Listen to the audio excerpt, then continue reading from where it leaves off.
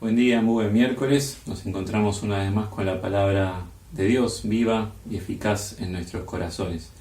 Que el Espíritu Santo abra este corazón para poder recibir la palabra.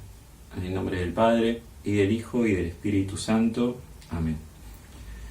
Espíritu de santidad, sé el maestro de mi corazón para amar, de mi espíritu para conocer, de mi lengua para encantar, de mis sentidos y mis potencias, para obrar o para sufrir, de mis bienes, de mis sufrimientos y de todo para servirte. Hacé de mi corazón un templo, de mi lengua un instrumento, para que hable a todos con el ejemplo y con elocuencia. Por Jesús y por María, reina poderosamente en mí, para que por todo ello glorifique a Dios eternamente. Amén. Les propongo hoy rezar con la primera lectura, está tomada de la primera carta San Pablo a los tesalonicenses. Recuerden, hermanos, nuestro trabajo y nuestra fatiga cuando les predicamos la buena noticia de Dios. Trabajábamos día y noche para no serles una carga. Nuestra conducta con ustedes, los creyentes, fue siempre santa, justa e irreprochable. Ustedes son testigos, y Dios también.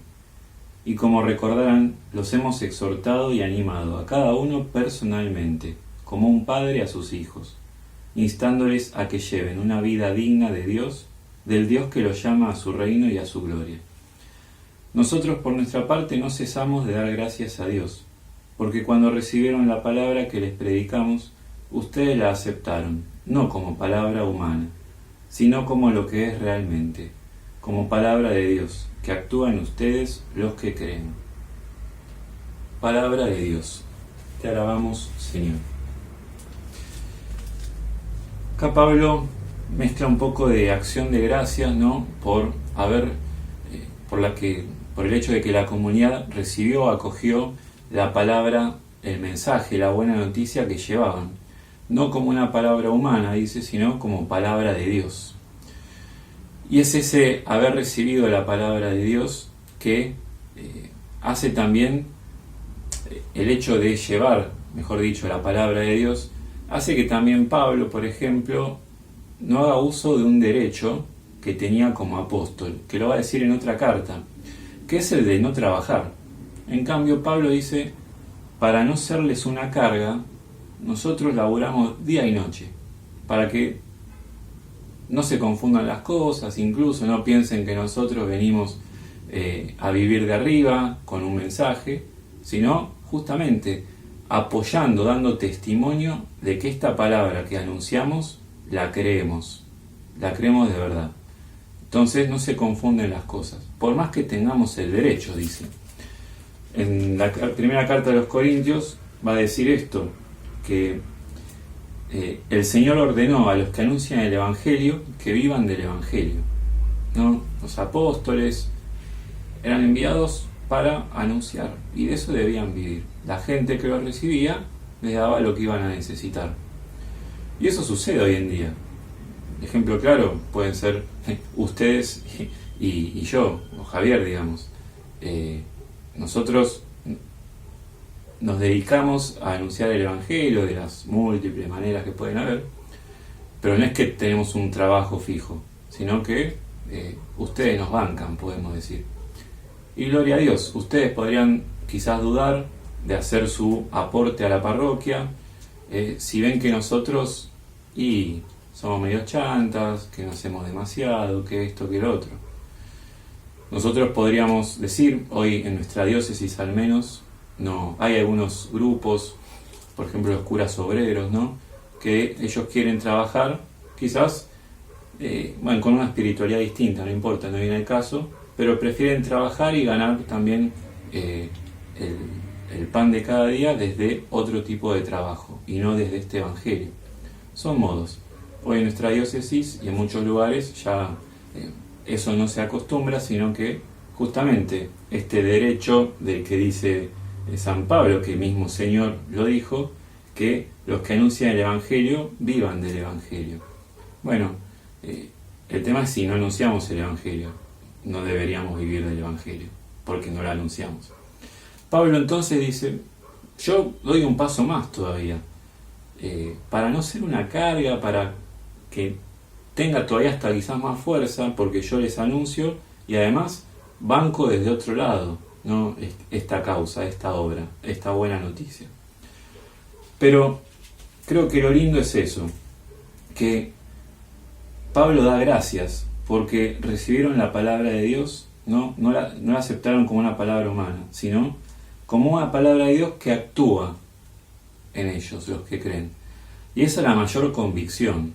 Si creemos en esta palabra que anunciamos, vamos a estar dispuestos a hacer lo que sea.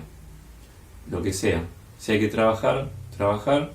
Si hay que anunciar 24 horas, por así decir, anunciar 24 horas. Parte de esa convicción. Pablo estaba convencidísimo de que lo que anunciaba era verdad. Y eso lo llevaba a esto y a muchas otras cosas, ¿no? Que enumeran otros lados. Esto de los naufragios, las flagelaciones que sufrió, de tener que huir de una ciudad bajando de una soga.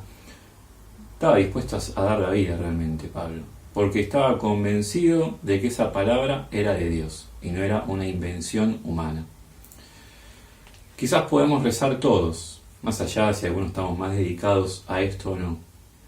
¿De qué manera yo creo que esta palabra es de Dios, que es eficaz, que es viva, ¿no? Que obra en mí, que puede obrar en los demás?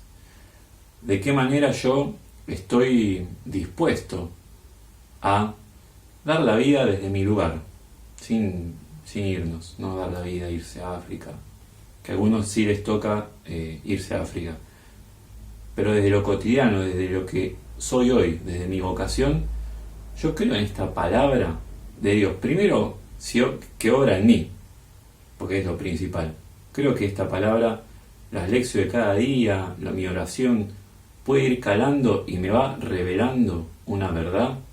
La palabra de Dios es revelación, una verdad que se nos da y a la que nosotros adherimos. Nosotros no podríamos decir que Dios es Padre, Hijo y Espíritu Santo, por ejemplo, si no fuera por esto. Podría ser una invención humana, pero lo creemos por revelación. Bueno, hacerse esa pregunta. ¿Creo en esta palabra? ¿Sí? ¿No? ¿Por qué? ¿Me cuesta? ¿Qué me cuesta?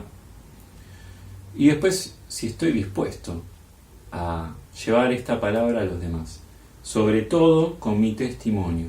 Lo rezábamos ahí en la oración al Espíritu Santo y le pedíamos no me acuerdo cómo decía, pero con mi testimonio, con mi palabra, con mis obras, creo que decía.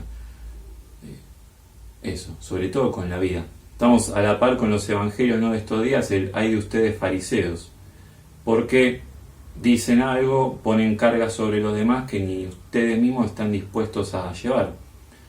Y en otro momento va a decir, hagan lo que dicen, pero no se dejen llevar por lo que hacen. Bueno, esta incoherencia de vida. Yo te anuncio una palabra que después yo no creo, no vivo, en fin. Sin entrar en temas políticos por un tema que está en la mesa de todos. Esto del famoso, ¿no?, la fiesta esta que hizo el presidente.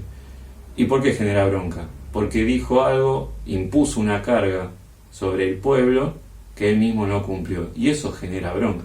Y eso pierde credibilidad si yo no vivo lo que digo. Justamente lo que Pablo, todo lo contrario, dijo, ¿no?, de lo que Pablo hizo. Él creyó hasta el fin en esa palabra que llevaba, que es la palabra de Dios, es Jesús mismo, es el Dios que se hizo uno de nosotros, que dio su vida por nosotros y que resucitó. Y de esa manera nos dio una vida con mayúscula. Esa vida Pablo la recibió y estuvo dispuesto a llevarla a donde sea, con todos estos viajes que hizo, pero sobre todo a vivirla él. Entonces él estuvo dispuesto a estar preso, ¿no?, a quedarse preso, a morir crucificado, a eso, a los naufragios, a todo, a laburar también. Bueno, que esa sea nuestra quizás pregunta: ¿a qué estoy dispuesto? Si adhiero o no a esta palabra que me es dada. Que nos acompañe este día la bendición de este buen Dios que tenemos, que es Padre, Hijo y Espíritu Santo. Amén.